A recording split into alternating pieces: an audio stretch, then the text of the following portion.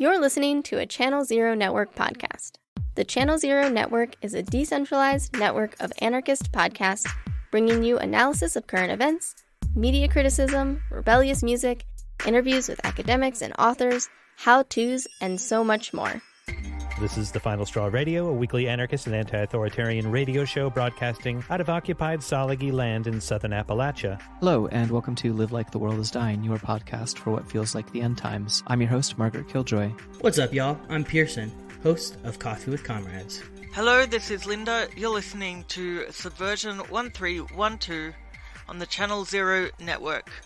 Whether you are anarcho-curious or a hardened militant, CZN's ever-growing roster of programs has something for you. Head over to channelzeronetwork.com to find out more. Hi, this is Amy, the producer of RebelSteps. Before we jump into today's episode, we had a couple of things we want to share with you. First, we wanted to share a podcast we think RebelSteps listeners might enjoy. Ergo is a Chicago-based podcast featuring humanizing convos with artists, organizers, thinkers, and writers from the Chicago area and beyond. They're creating a living archive of the people and communities forging a liberatory future for their communities, cities, and world. In particular, we think RebelSteps listeners might enjoy the interviews they've done with Angela Davis and Miriam Kaba and their entire series on abolition. Plus, they share DJ mixes, reading lists, local music playlists, and other ways to get engaged. Just type Ergo, AIRGO, wherever you get your podcasts, or check out ergoradio.com. Secondly, we're on TikTok now. Give us a follow there at RebelSteps for videos about our episodes, favorite books, and more. Here's the episode. Welcome to RebelSteps. I'm your host, Liz. With intentional and friendly onboarding, groups can bring in new participants and grow an organization's capacity. In 2020, we saw a huge influx of participants during the George Floyd and Breonna Taylor protests. And we saw an influx in 2016 after Trump's election. Before that, there were uptakes in participation around Occupy Wall Street and during anti-war demonstrations. Adding new folks to our movements is part of the heartbeat of the movement, so it's crucial to consider how best to invite people into our movements, no matter what sort of work we're doing. In addition to just being a fact of life for any organizer or group, there are some other important reasons to prioritize good onboarding practices. First, we need new people. For our groups and movements to fully realize their potential, we're going to need some help from new participants. If a group isn't growing, it's probably shrinking as people get tangled in other parts of their life or burn out or move on. Secondly, some people want to act and don't know how to. And since we need new people, we can't afford to turn away new participants.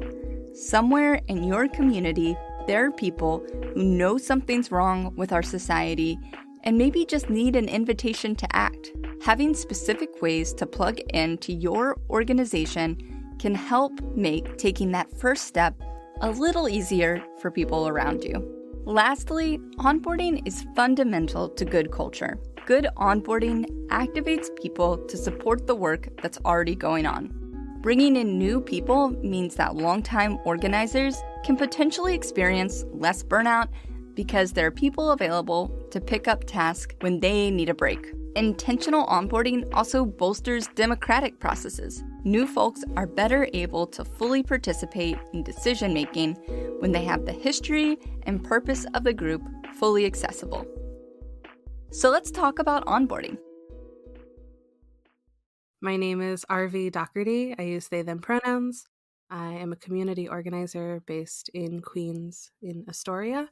My day job is as a tech organizer with the Office and Professional Employees International Union, aka OPEIU.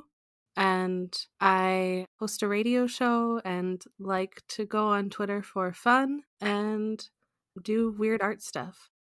As a union organizer, RV has a lot of experience reaching out to new people, and they have experience guiding new unions through the tricky task of talking to new people. Before we chatted about the nuts and bolts of onboarding, I asked RV how they got involved with labor organizing.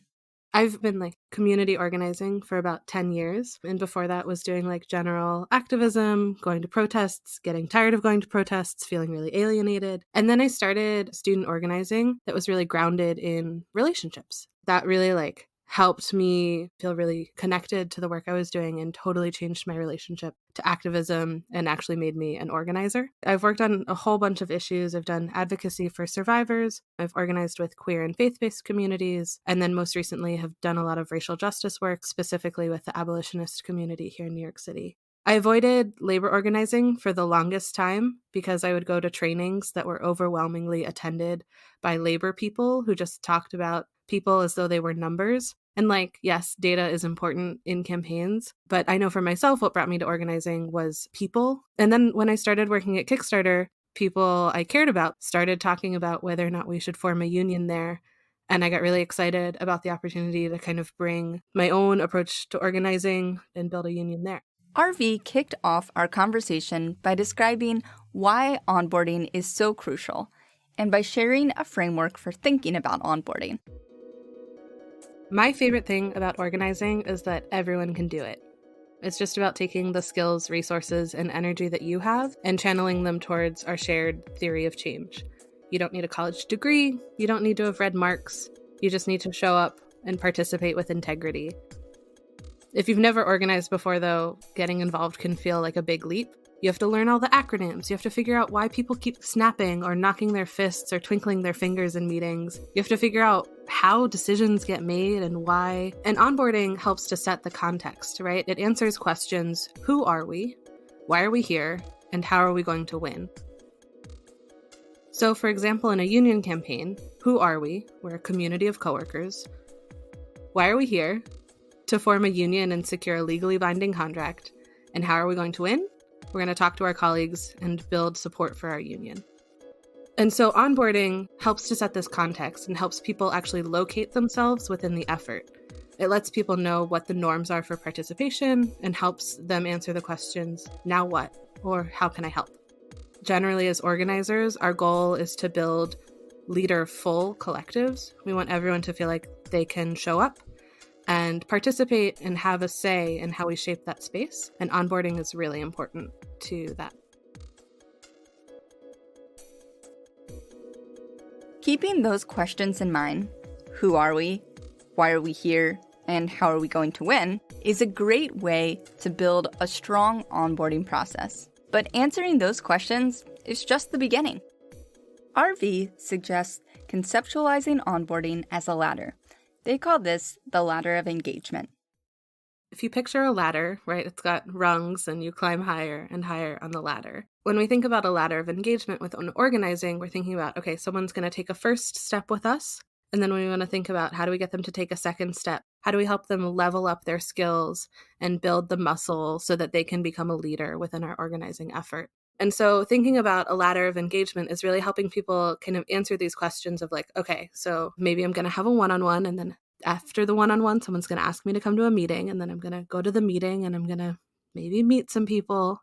And then what do we want them to do next? And what do we want them to do next? If we think about like the cycle of a movement, there'll be something that happens, like a trigger moment, that gets people inspired to take action. Maybe they show up to a protest, maybe they sign a letter, maybe they go to a meeting, they do something with their anger or their outrage or their excitement. And typically, people fail at what comes next. They fail to bring that person into the space. The ladder of engagement is an answer to that.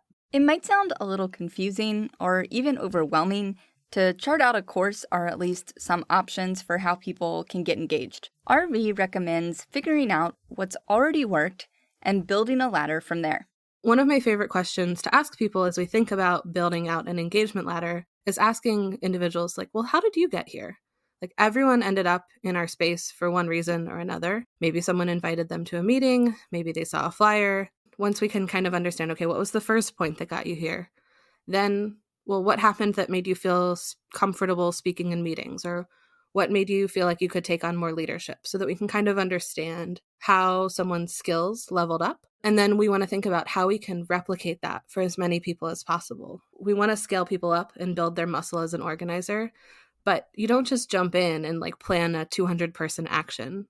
that organizer started somewhere. They started small, they learned, and then they gained their confidence. And we want to help people really build that muscle, knowing that a lot of folks are coming in from a place of never having done this before, never having thought about collective action in this way, never having thought about shared democracy or participatory action or non-hierarchy. We have to give people kind of a place to start and then grow from there. Like RV mentioned, some of your ladder of engagement may be planned step by step, but it may also leave openings for people to join in different ways. In some cases, the ladder of engagement will be formal, and in other cases, it will be less structured. It can be really laid out, right? Where like you do this thing, then you do this thing, then you do this thing, which is what we did within the Kickstarter campaign. It's what I've seen in some really structured organizing spaces. But there are also ways in which it can happen more organically, where you're helping people get to the point where they can self-direct where they're going to go. Maybe they get enough context. Someone goes, okay, so you kind of understand what we're doing here. What do you want to do? What are your skills? What's your passion? What capacity do you have? And then that person can go, oh, well, I really like communication. Can I help get the message out? Or I'm really good at graphic design and I hate talking to people. And really helping people kind of build their own ladder.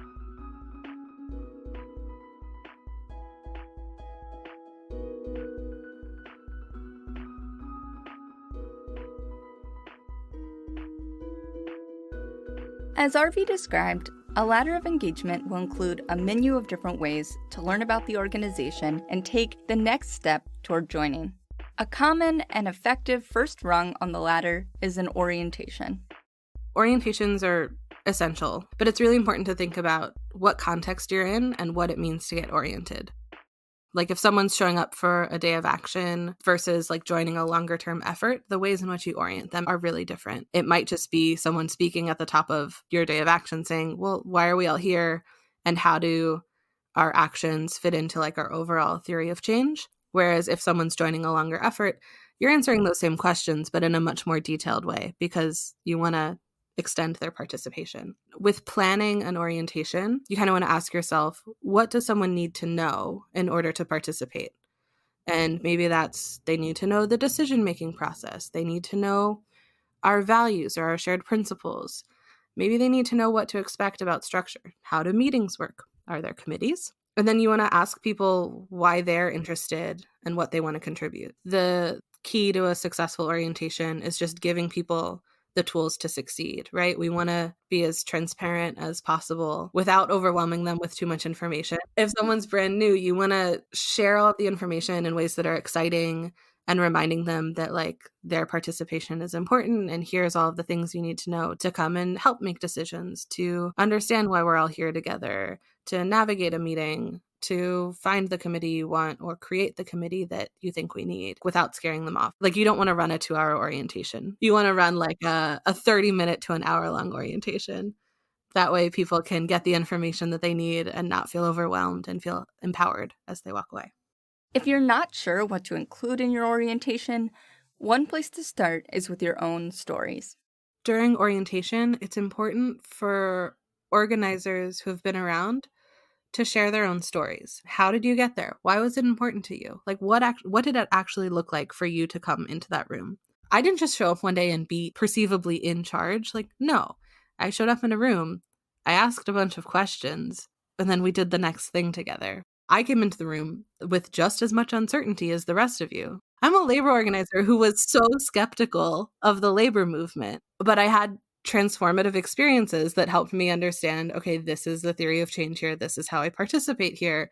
And this is why it's aligned with my values. Each of us has our own trajectory as to how we got in that room. If you go into an organizing meeting and you see the person facilitating and the 3 people who always talk because they've been around the block and they know all of the acronyms, that looks a lot like traditional power. If you're not familiar with how those people got there and don't have a clear understanding of like how you too can take up that much space in the room. Orientations also need to include a clear direction for the next step. After orientation, should the new comrade come to a meeting? Should they expect a follow-up from an organizer? Make sure that next step is clearly laid out. Another way to help participants plug in is by doing something like the buddy system. Assigning new people a friend in the organization is a great way to make sure new people don't fall through the cracks, and it ensures new folks always know who they can go to with questions.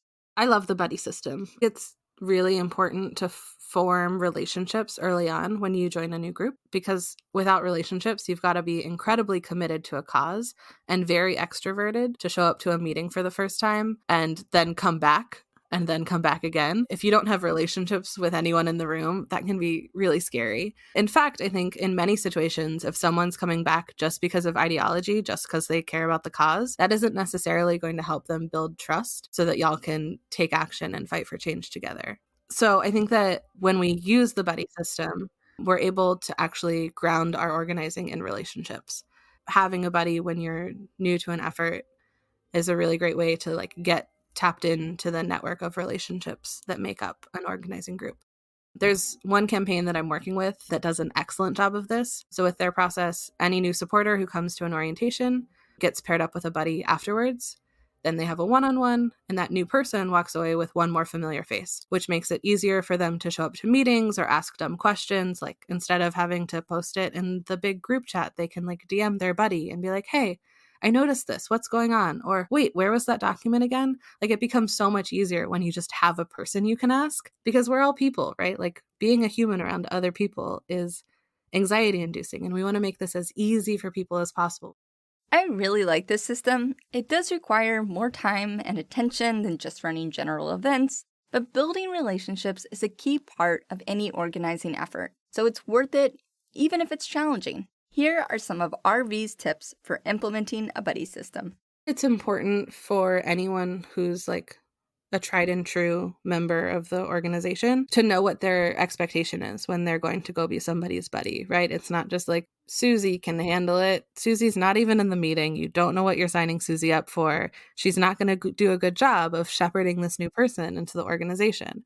So setting a clear standard, letting people know what the expectation is, and creating space for folks to report back and talk about, I tried to reach out to my buddy. They never got back to me. Can the person who brought them in check in with them? Really just having some rigorous practice around keeping track of everybody, right? Because if someone falls off the face of the planet and we never hear back from them, it's important for us to pay attention to that, right? Throughout all of our organizing, we're learning as we go, and all of those little pieces of information help us know, okay, this is working or this isn't working. And why did this person fall off the ladder? How do we get them back?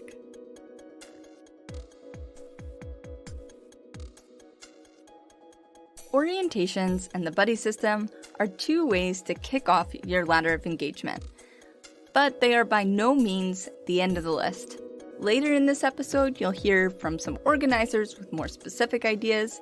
Other rungs on the ladder might be scheduling recurring trainings so everyone in the organization can grow their skills, or inviting new participants to social events like picnics or happy hours, COVID-safe, online, or outside, of course. As always, your particular community and group will have specific needs, so don't be afraid to get creative and tailor tactics to fit your goals. While we all need to be inviting new people into our movements, we can't forget that infiltration is a real risk. That might look like police or FBI informants entering a group to disrupt their organizing, or anti-union employees trying to gather information on unionization efforts for management. I asked RV about balancing security with openness. So I think when it comes to security, you're always having to do this balancing effort, right? I think a lot of our organizing efforts are trying to work in ways that are more transparent. We can see how power is flowing, how decisions are being made. And it's really hard to balance that while also being secure, keeping your information safe, not leaking people's private information or your strategic plan. There are a couple of ways to think about it. For example, if you're using a traditional ladder of engagement, you can say, okay, there's certain kinds of information we only share with people who are taking on certain roles or who are only at certain levels of leadership within the organization.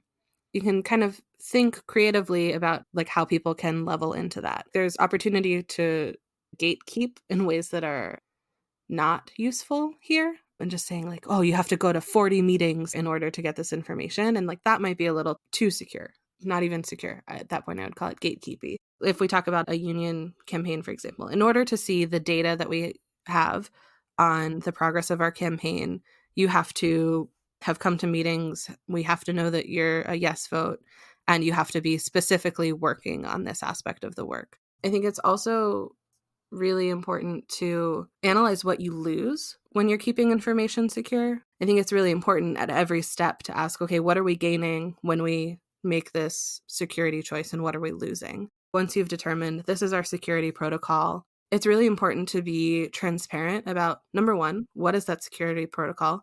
Number two, how did you arrive at that security protocol? And number three, asking people like, well, what do you need to feel safe here? Like, we think we've got it covered, but with new people coming in, security protocols might need to change. Within a union campaign, for example, you've brought a newly underrepresented group into your effort. Like, what do they need to feel safe?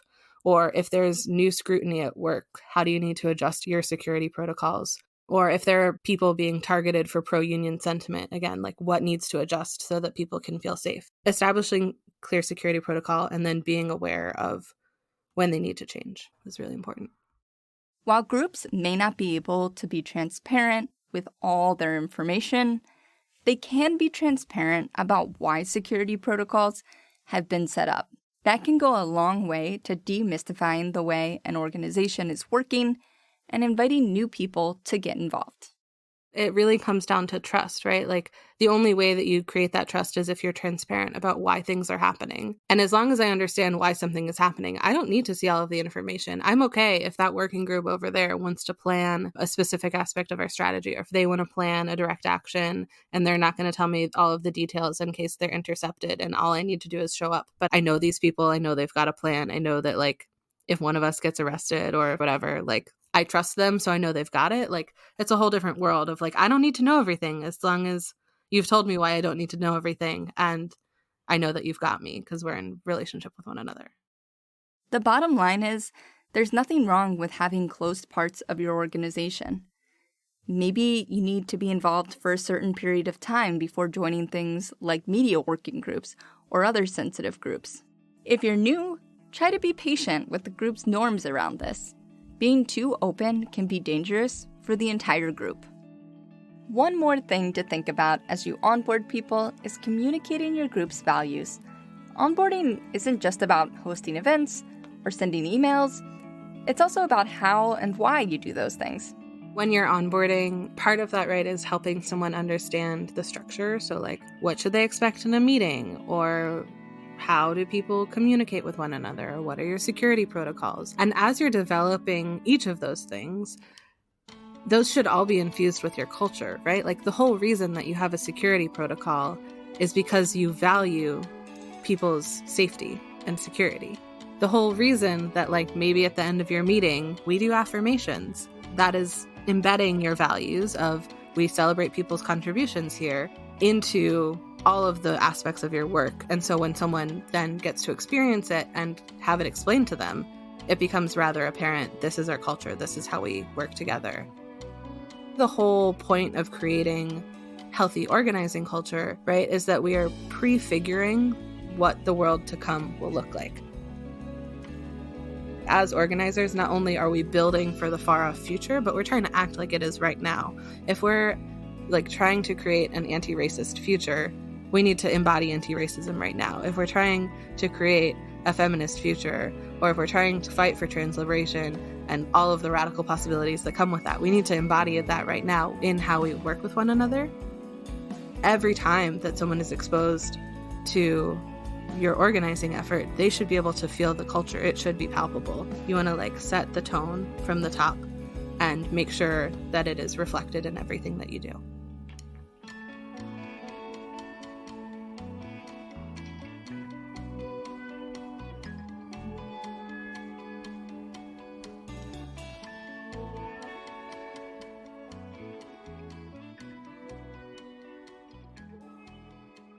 To give you some idea of how this might look in practice, I interviewed 3 different organizers from 3 different organizations about their onboarding practices. Hi, my name is Kate. I use they, them pronouns, and I was part of Kickstarter United. First, I talked to Kate about being onboarded to Kickstarter United. Kickstarter United recently made headlines when they became the first union in the tech industry. What they remember most is how welcoming and inviting the organizers were at their first meeting.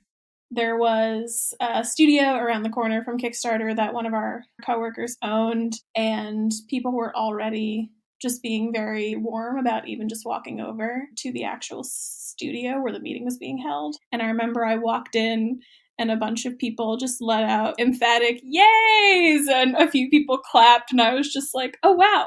It was a very warm welcoming, and you kind of felt like you were part of this like small but mighty community, which was really cool. Kickstarter United would walk people through an orientation at their first meeting. They showed me this deck that sort of just talked about Kickstarter United, talked about unionizing, talked about some things around inoculation, but they made sure that it was very inviting and just room for us to sort of laugh, which I think is necessary, when you're talking about something that can be really scary, such as unionization, where a lot of misconceptions exist. After that, new participants joined the main meeting and started participating in decisions and discussions. After you went through this pretty brief orientation, you were there and you were a part of it and you were participating in the conversations. The group demoed how the Fist of Five system worked, which was how Kickstarter United went about making decisions. And then you were in it. You were part of the real conversations. Often, the next step in Kickstarter's engagement ladder was to join a working group. The existing organizers invited Kate to join the comms working group at their first meeting. There were a couple things that I was interested in terms of comms, and I had questioned those things in the meeting. One of my coworkers very gracefully was like, cool, if you're interested in comms, you should join the comms working group, and maybe you could help us sort of run point on something like this, which was just like a great segue to get me involved right out of the get-go and just kind of see how everything worked.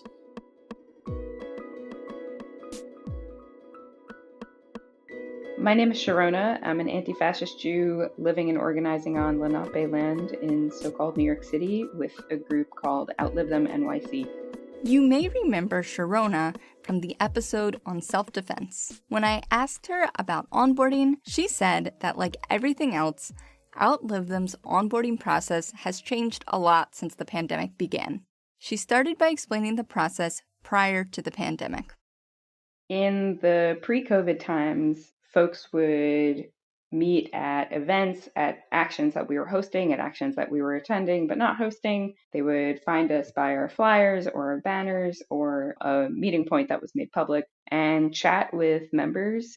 If it seemed like someone was interested in staying in touch, in getting involved in a working group or affinity group, or if they wanted to share some pretty important or critical information about far-right organizing in New York City, we would continue our conversation digitally and get folks looped into a working group or affinity group that was most closely affiliated with the type of work they'd want to be doing. For example, maybe that's popular education or creating educational content about anti-Semitism, anti-fascism, and abolition. Maybe they're an artist or a graphic designer and they want to be involved in creating visual propaganda. Pretty much everybody sees it as part of their job as a member of the organization to create a welcoming atmosphere to new folks and to help them find their groove in the kind of work that they want to be doing. During the pandemic, all that recruiting has shifted online, so Outlive Them's onboarding process has had to evolve. Things are different, of course, during COVID, and nowadays folks are mostly reaching out via email, social media, and because of that, there's a small working group that formed, which is just an onboarding working group.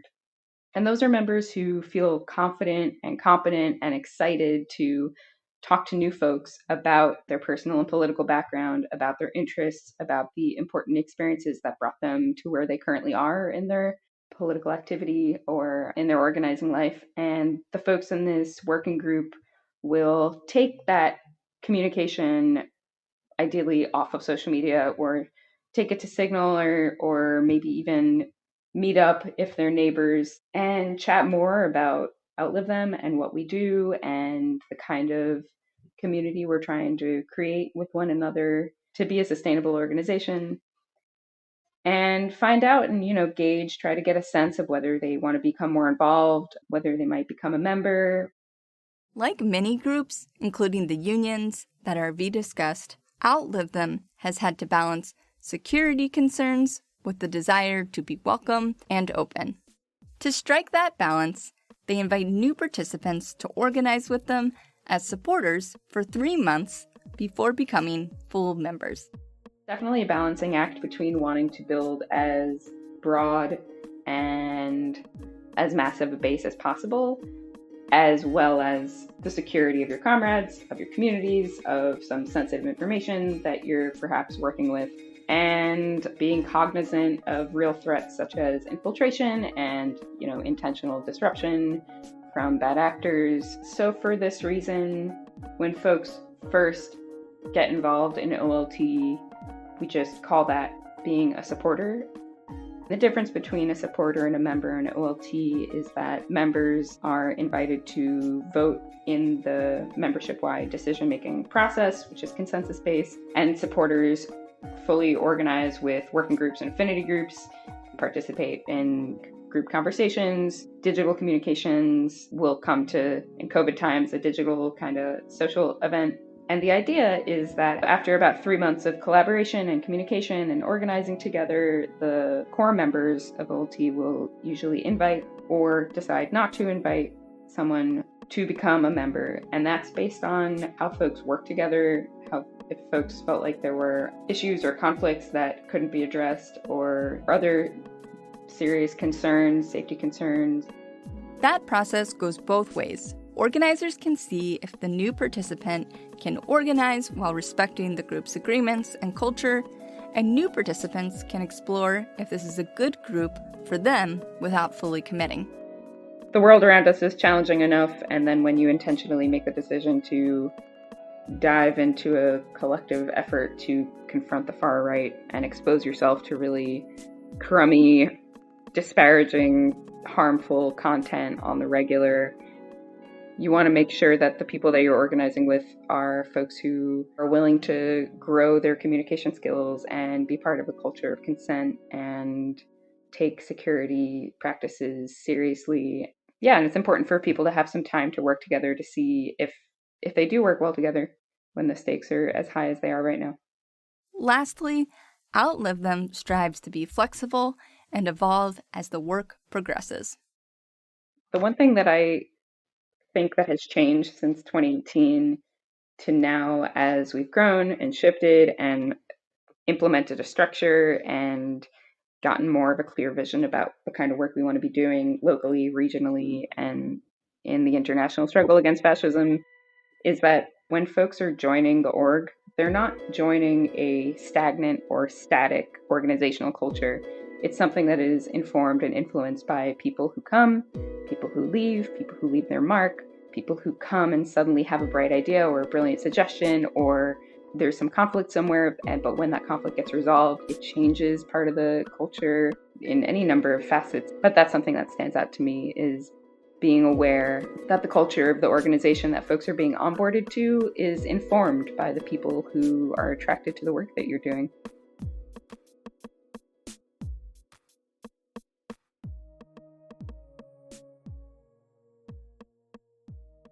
My name is Zara Kadu, and I'm an organizer in Brooklyn Eviction Defense. I use she, her pronouns, and I'm white. And I started up with Brooklyn Eviction Defense, also known as BED, in September. Brooklyn Eviction Defense, aka BED, is a coalition of organizations and individuals in solidarity with tenants facing eviction, harassment, and housing insecurity. The organization supports tenants by connecting them with legal resources, organizing stoop watches, and more. BED has a couple unique challenges.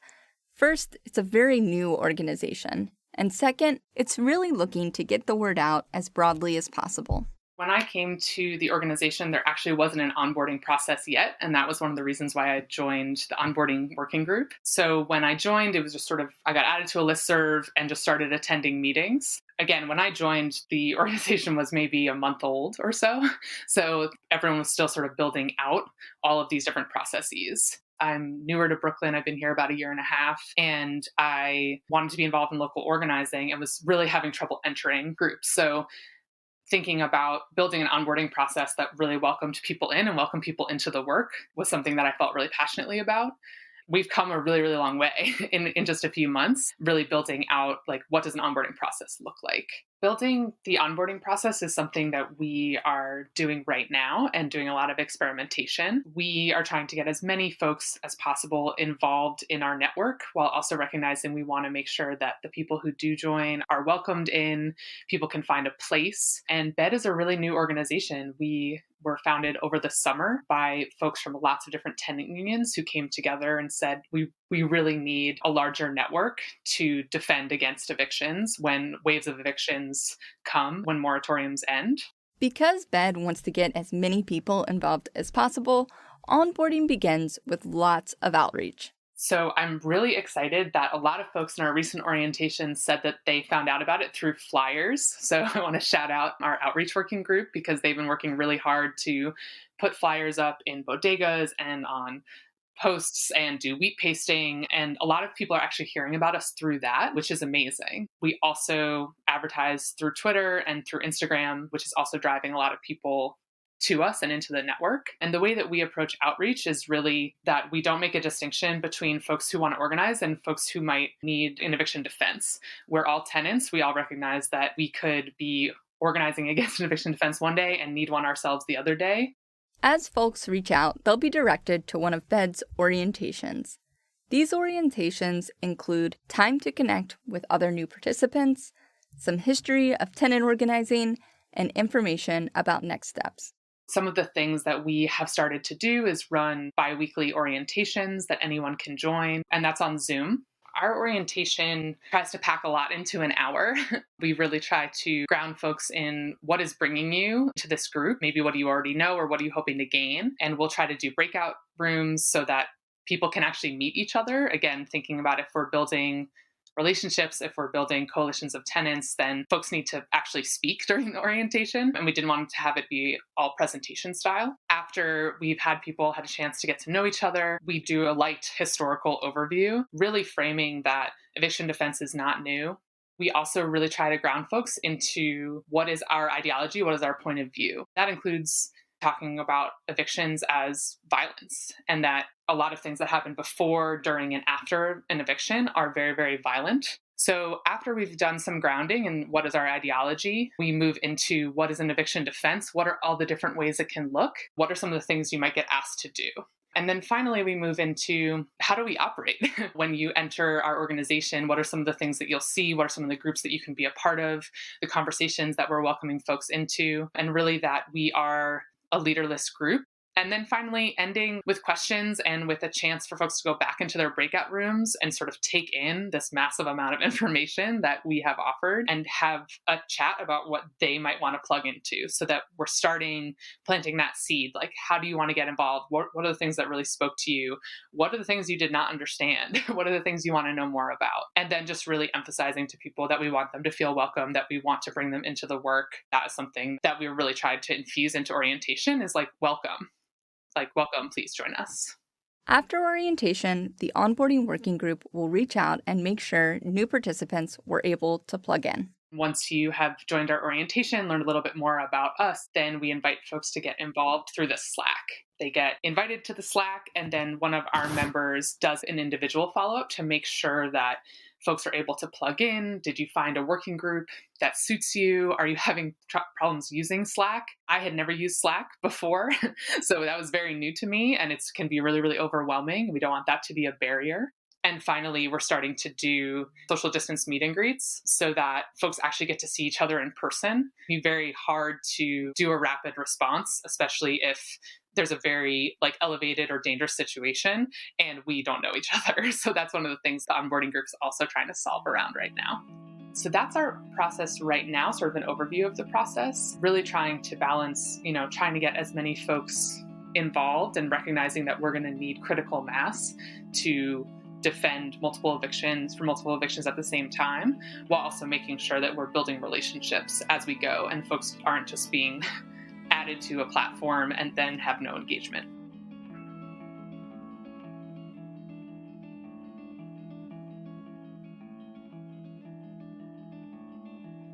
This episode outlined a few things you can do day to day and week to week in your organization to welcome and onboard new people. I want to end with 2 long-term types of onboarding. The first is archiving your work, keeping track of meeting notes going back several months, putting together lists of past events, and documenting what worked and what didn't are great ways to ensure that new participants have the information they need to jump in. The second is political education. Unfortunately, there aren't shortcuts when it comes to developing ourselves politically. So having reading groups and political education sessions where people can struggle through new ideas together and develop themselves is really key to keeping new participants engaged and growing. Lastly, as longtime listeners of the show probably know, this whole podcast is our attempt to make it a little easier to get involved. Don't hesitate to send episodes to your new comrades. We hope that the podcast is one more tool for onboarding new folks into social movements. I hope this episode leaves you ready to welcome new folks. Though 2020 may have been exceptional in many ways, I hope we'll continue to see our movements grow in the coming months. And regardless of what comes next, our movement should make inviting new people a priority. We need mass movements to create real change. You've been listening to RebelSteps. I'm your host, Liz. Believe in yourself, trust one another, and get organized.